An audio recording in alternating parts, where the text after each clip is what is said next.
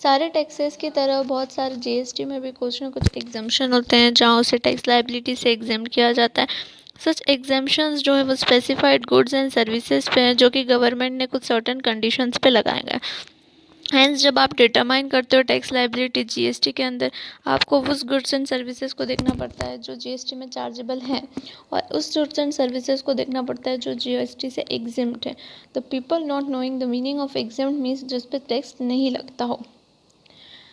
Thus, taxpayers need to understand not only the provision regarding exemptions but also their implications to avoid any wrong application. आपको ये समझना ज़रूरी होता है कि क्या एग्जम्पशंस हैं और उनके क्या इम्प्लीकेशंस हैं ताकि हम कुछ गलत टैक्स कैलकुलेट ना कर सकें। Under different taxation system a host of goods और services is exempt from tax owing to socio economic reason. Host नहीं है वहाँ पर मैनी लिखना था। Under different taxation system host of की जगह आप मैनी कर लेना। Many goods and services exempt from tax owing to social economic reason.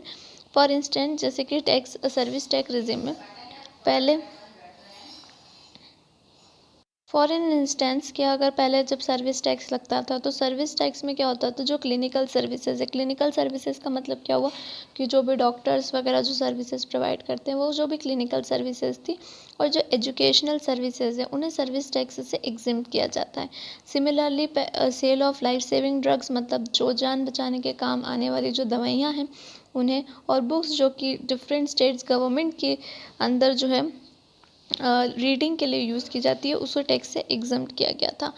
अब जीएसटी में क्या क्या एग्जम्प्ट किया गया है, एग्जम्प्ट सप्लाई क्या है जीएसटी में, ये याद रखना ज़रूरी है कि इसे सेक्शन 2 सब सेक्शन 47 में ऑफ सीजीएसटी का मतलब क्या हुआ, central goods and service tax act 2017 से एग्जम्प्ट किया है। बाद या तो वो गुड्स होगी या तो फिर वो सर्विस होगी, ऐसे वो चीज़ें हैं।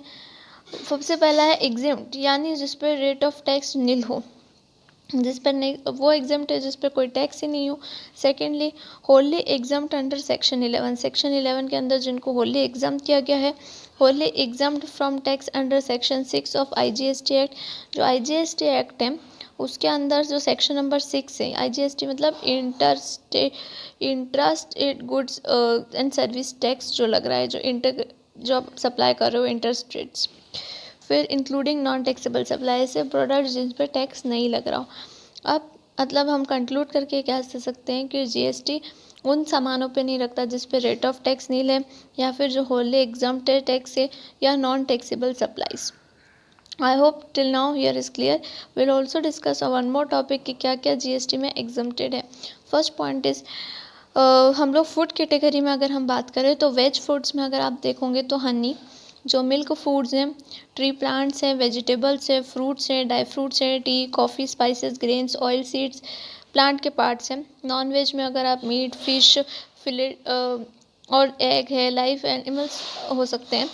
उसके अलावा जो खाने वाली चीज़ें हैं जैसे कि आप वेज फूड में या नॉन वेज में भी दोनों में डलता है वो जो खाने की चीज़ें नॉर्मली, शुगर जैगरी है, पिज़्ज़ा है, केक है, ब्रेड है। स्पेशली आपको ये याद रखना है कि बबल गम्स, ये मैंने आपको एक साइड्स में दिखाए गए हैं कि क्या क्या चीज़ें एग्जेम्प्टेड है। यहाँ पे मैंने लिखा हुआ है बबल गम्स। फिर waffles, tea coffee extracts and other floor meals हैं, पैलेट्स हैं, सॉल्ट्स एंड सेंट्स हैं, इन्हें भी हटाया गया है जो मैंने आपको यहाँ बताया।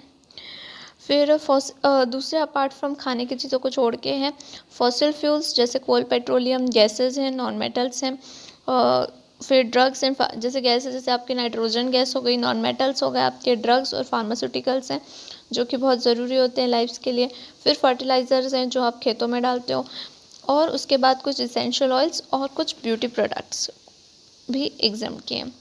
उसके साथ साथ वुल का मटेरियल्स एंड वेस्ट, एनिमल के हेयर्स, और जैसे मैं ये सब चीज़ों में अपने कपड़ों से जो भी चीज़ें बनती हैं, वुल मटेरियल हो गया, एनिमल हेयर हो गया, सिल्क वार्म कोकून यान हो गया, कॉटन मटेरियल हो गया, flax raw vegetable material paper yarn हो गया।